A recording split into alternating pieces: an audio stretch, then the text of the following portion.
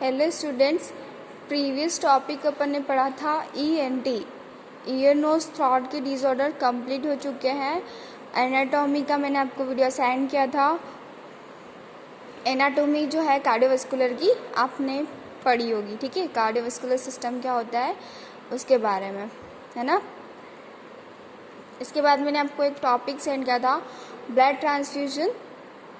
आज हम blood transfusion के बारे में पढ़ेंगे। ब्लड ट्रांसफ्यूजन होता क्या है ना।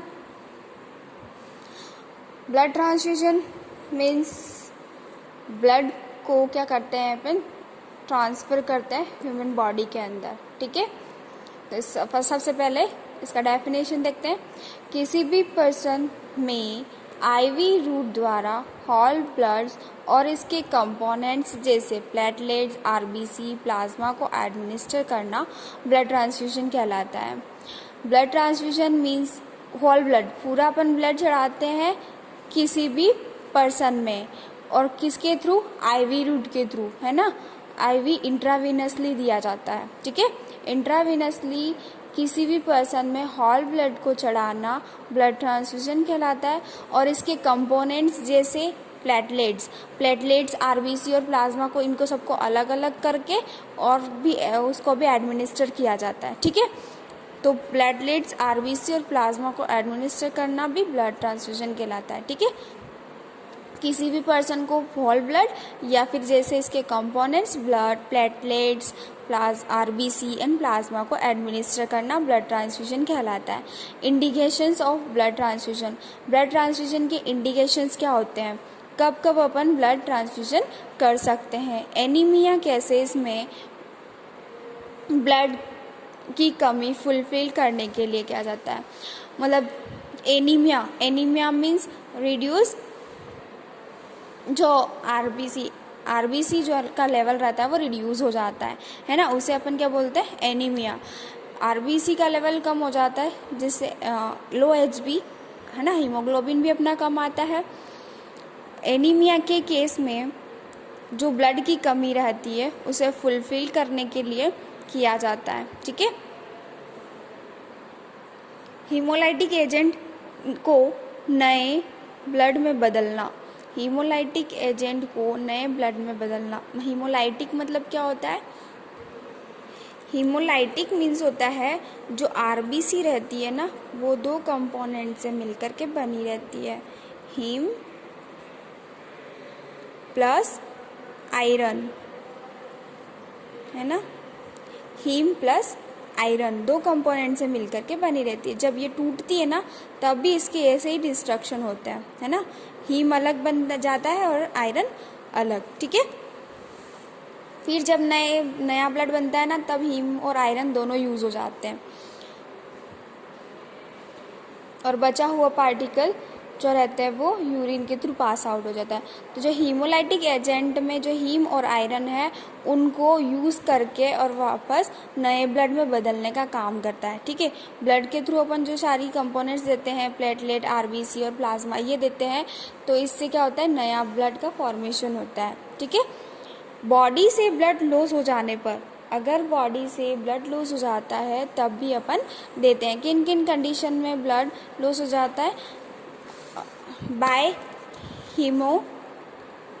हेमेटेमेसिस मतलब क्या होता है, वॉमिट के साथ ब्लड आना, ब्लड वॉमिटिंग के साथ जो ब्लड आता है उसे हेमेटेमेसिस बोलते हैं, ठीक है। तो इसमें अगर ब्लड लॉस हो गया तब अपन ब्लड देते हैं, ब्लड ट्रांसफ्यूजन करते हैं। बाय हीमोटाइसिस मतलब जब कफ के साथ ब्लड आता है तो उसे बोलते हैं haemoptysis. Antepartum and postpartum haemorrhage, antepartum and postpartum haemorrhage क्या होता है, एंटीपार्टम हेमरेज मीन्स जब प्रेगनेंसी होती है ना तब, एंटीपार्टम हेमरेज मीन्स होता है जो एंटीपार्टम में क्या होता है कि जब प्रेगनेंसी रहती है और 28 वीक टू 36 वीक के बीच में, अगर प्रेगनेंसी में पहले ना, डिलीवरी होने से पहले 28 टू 36 वीक में अगर ये हो जाती है, ब्लीडिंग होती है ना, तो उसे बोलते हैं एंटीपार्टम, पहले होती है उसे एंटीपार्टम बोलते हैं। पोस्टपार्टम जो बाद में होती है 42 वीक्स, जब 42 वीक्स होते हैं ना, 42 वीक्स में क्या होती है, आफ्टर डिलीवरी क्या होती है, ब्लीडिंग होती है, उसे पोस्टपार्टम कहते हैं। ठीक है, तो एंटीपार्टम वो चीज़ जो पहले होती है 26 या 28 टू 36 वीक के बीच में अगर ब्लीडिंग होगी तो उसे एंटीपार्टम बोलते हैं। और पोस्टपार्टम किसे बोलेंगे, जिसमें 42 मतलब आफ्टर डिलीवरी या 42 वीक्स में जो ब्लीडिंग होती है उसे पोस्टपार्टम हेमरेज बोलते हैं। ठीक है, तो एंटीपार्टम या पोस्टपार्टम के टाइम पे अगर हेमरेज हुआ है, ब्लड लॉस होता है, तो अपन क्या देते हैं, ब्लड देते हैं। ठीक है, प्रेगनेंसी के टाइम पे ब्लड दिया जाता है। Operation and during any surgery, या फिर कोई ऑपरेशन या फिर सर्जरी हुई है तो उसमें ब्लड की नीड है तो अपन उस टाइम पे भी ब्लड ट्रांसफ्यूजन करते हैं। कोई एक्सीडेंट हो जाता है जिसमें ब्लड लॉस हो जाता है, कोई इंजरी होती है तब भी ब्लड लॉस हो जाता है, तब ब्लड ट्रांसफ्यूजन करते हैं इन ड्यूरिंग केस। ठीक है, increase WBC count in blood, increase WBC count in blood का एक ये है, एक टर्म है जो मैंने आपको बताया था, वो मुझे आप कमेंट करके बताना। ठीक है, कि क्या होता है। For improve the immunity, immunity को इम्प्रूव करती है, कौन सी सेल करती है इम्यूनिटी को इम्प्रूव, जो ब्लड में रहती है, वो भी आप लोग मुझे बताओगे। ठीक है, plasma protein, clotting factor, hemophilic globulin ETC के ट्रीटमेंट के लिए, मतलब प्लाज्मा प्रोटीन या क्लॉटिंग फैक्टर्स कम हो जाते हैं या हीमोफिलिक ग्लोबुलिन्स जो है वो कम हो जाते हैं अपने ब्लड के अंदर, प्लाज्मा प्रोटीन अगर कम हो गया तो उसके ट्रीटमेंट में भी अपन ब्लड देते हैं। ठीक है, role of nurse during blood transfusion, blood transfusion करते समय क्या क्या रोल होते हैं नर्स के। Before blood transfusion, blood transfusion करने से पहले क्या क्या करना पड़ता है नर्स को, प्रिपरेशन ऑफ आर्टिकल्स, सबसे पहले आर्टिकल्स का प्रिपरेशन करना है, जैसे एक ब्लड की बॉटल है ना, IV ब्लड ट्रांसफ्यूजन सेट, एक कैनुला, 2 cc और 5 cc की सिरिंज, मिथाइलेट स्पिरिट का यूज़ करना है ताकि आप वो जो स्पेस रहेगा जहाँ पर आप IV देते हैं वो क्लीन करने के लिए। सीजर्स, एडेसिव वो टाइट करने के लिए, अपना जो कैनुला रहता है उसे टाइट करने के लिए सीजर्स का भी यूज़ किया जाता है, एडेसिव को काटने के लिए।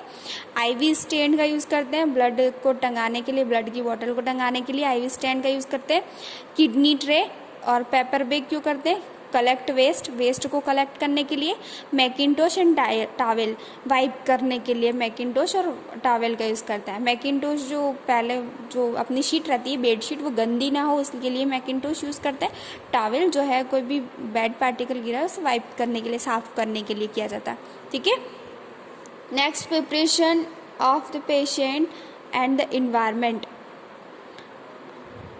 पहले अपन आर्टिकल की प्रिपरेशन करेंगे, नेक्स्ट अपन प्रिपरेशन करेंगे पेशेंट और उसके आसपास के इन्वायरमेंट के लिए। पहले पेशेंट को आपको एक्सप्लेन करना है पूरा प्रोसीजर, उसके बाद जो भी उसके आवश्यकता अनुसार फूड एंड फ्लूइड प्रोवाइड करना है, फिर वाइटल साइंस उसके चेक करना है, कंफर्टेबल पोजीशन देना है।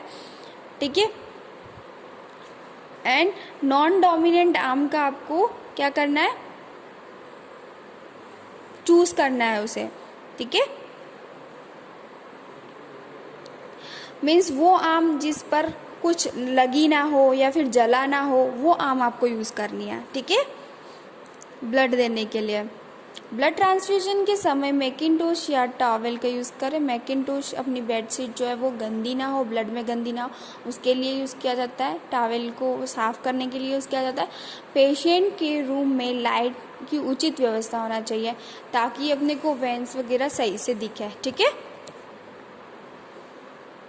नेक्स्ट ड्यूरिंग ब्लड ट्रांसफ्यूजन के टाइम आप क्या करेंगे, डोनर का सिलेक्शन करेंगे, collection, storage and transfusion of blood. ठीक है, ये अपन कल डिस्कस करेंगे नेक्स्ट लेक्चर में। ओके।